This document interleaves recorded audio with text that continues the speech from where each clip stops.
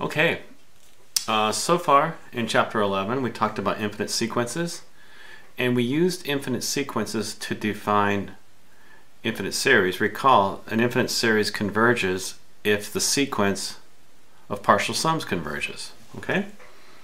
What we know so far is if you're trying to determine convergence of an infinite series, the first thing you should do is look at the nth term. Does a sub n go to 0 as n goes to infinity?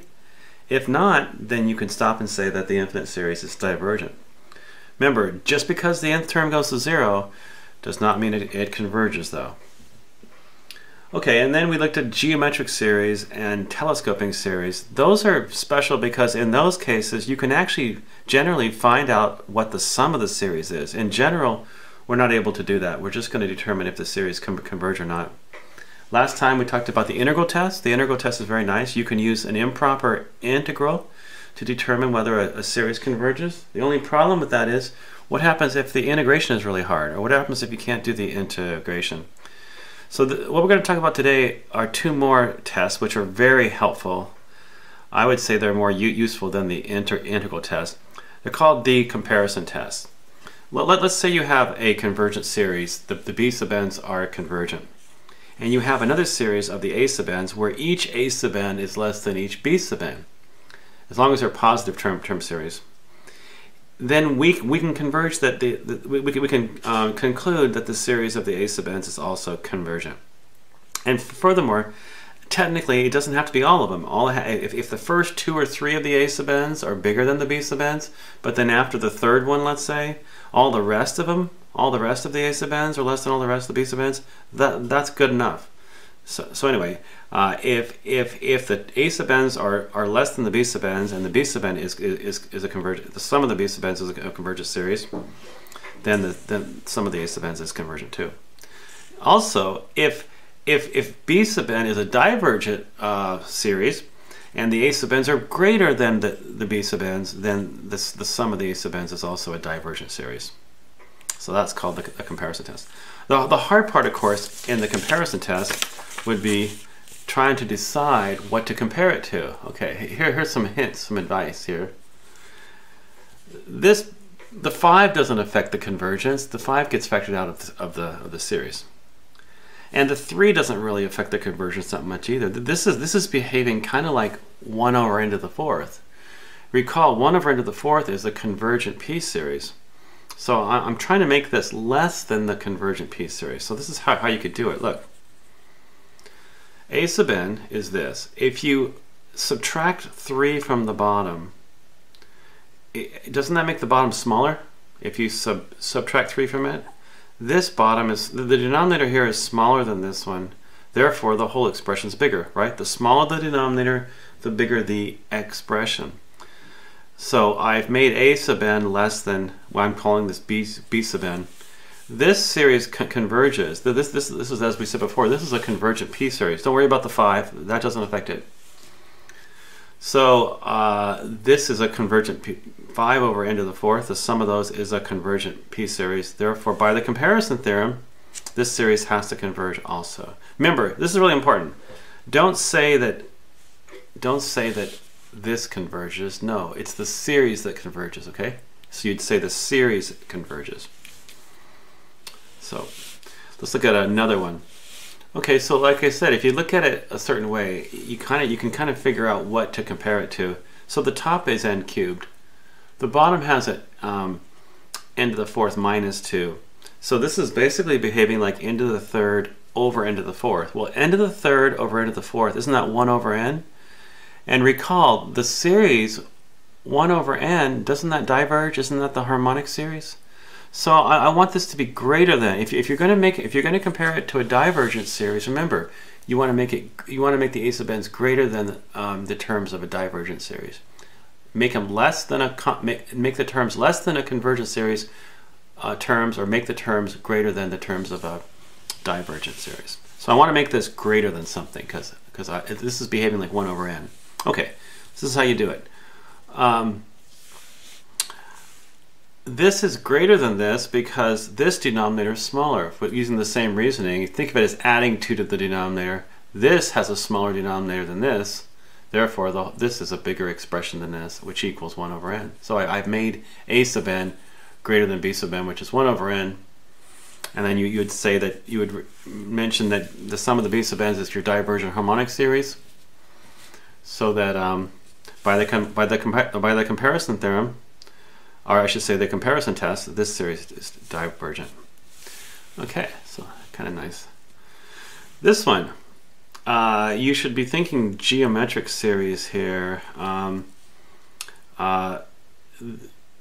Let's not. Well, first of all, let's do this. If this denominator is bigger than this one, right? So this term is smaller. If the bigger denominator, this is bigger than this on the denominator, so this expression is smaller than this, right? All right, so this is less than this, and if you rewrite this, you can break off one of these 3's, so you get 3 times 3 to the n minus 1, and then you could group it like this. Now you can see it better. Isn't the sum of the b sub n's a convergent geometric series?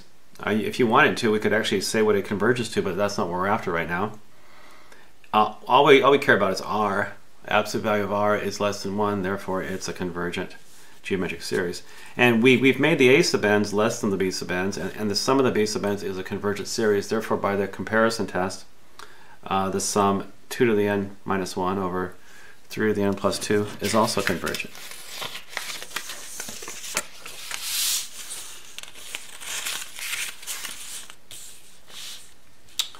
Let's look at this one. Why don't you try this one on your own? Go ahead, hit the pause button and see if you can determine, use the comparison test to see if it converges. Okay, this is kind of tricky because you have n cubed. Let's forget about that 1 for now. This is basically behaving like n cubed with a square rooted. So that's basically, we have an n to the 3/2 power on the bottom, you see? So this is how the reasoning works. A sub n is this. If you make the denominator smaller, right? If you subtract 1 from the denominator inside the square root, since this has a smaller denominator, this is bigger. This whole expression is bigger than this one. So that means that we've actually made a sub n less than 2 over n to the 3/2. The 2 doesn't affect the convergence. It's just the n to the 3/2. That's what we called a p-series last time, right? So make sure you make this clear. I'm not saying Bn is convergent. It's the sum of the b sub n's that's convergent. It's a p-series with p equal 3/2, which is greater than 1. So by the comparison test, since the a sub n's are less than a convergent, the terms of a convergent series, the sum of the a sub n's is also convergent. This one's kind of tricky. If you write out what this means, this one you may have to think about here. Isn't this n times n minus 1 times n minus 2 all the way down 3 times 2 times 1, right? And this is a bunch of n's on the bottom. And what I'm claiming is this thing is going to be less than 2 over n squared. And the reason why I'm claiming that is because if you just look at this expression, this factor right here, this factor is less than 1, isn't it? Aren't all of the factors on the bottom below bigger than all the factors on the top? I'm assuming for now that n is greater than or equal to 3, okay? Remember, it doesn't have to be true for all n, it just has to be true after a certain point. But look very carefully, this factor here is less than 1, so that's why it's less than 2 over n squared. Why did I pick that? Because I'm looking for a geometric series and I'm looking for a p-series. Those are the two things you should be after. So that'll work. Isn't the sum of the 2 over n squares, isn't that a convergent p-series with p equal 2? So I have, by the comparison test, this series right here is also convergent. All right, let's move on. This one looks like you could compare it with 1 over n squared, doesn't it? I should say the a sub n looks like you could compare it with 1 over n squared, but the problem is, do you see what the problem is?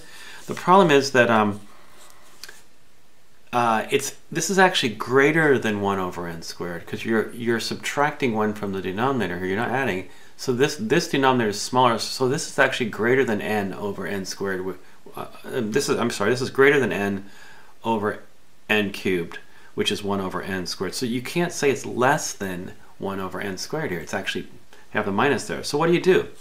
Well, there are times when you use what's called the limit comparison test. When you basically have a situation where this is behaving like 1 over n squared, but you can't make a direct comparison, so you can use what's called the limit comparison test. Let me go over it, then we'll go back to that problem.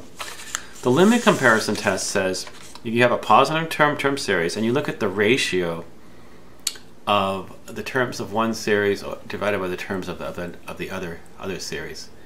If you take that limit and you get a finite number that's greater than 0, then both series behave the same way. In other words, both series converge or both series diverge. So when you use the limit comparison test, what you're doing is you are comparing it with a known series.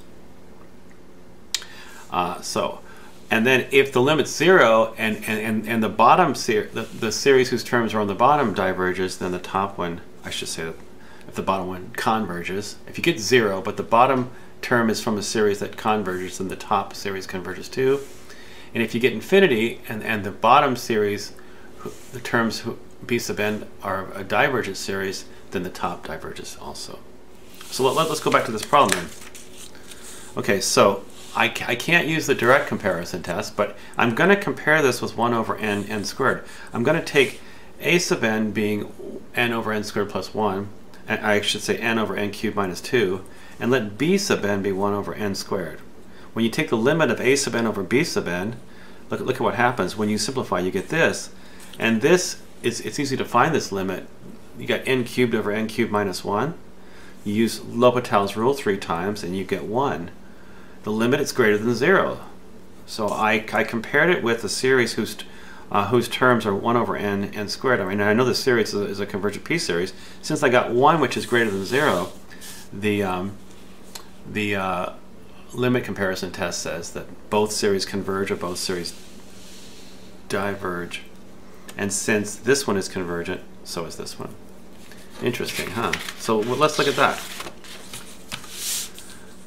Let's do a couple more here. This one's kind of hard. Perhaps we should, I'm going to use the direct comparison. This is kind of sneaky. I had to think about this one for a while. I'm using the direct comparison test here. Do you agree to this, first of all? This is less than this because this denominator is bigger than this one. This has a smaller denominator, so this is bigger than this one. Now, here's the tricky part. See this n here? Isn't n less than 2 to the n? If you think about the graph, isn't the graph of 2 to the x an exponential function bigger than the graph of x? So this numerator is bigger than this numerator. That was pretty clever. It's true as long as you're greater than 1.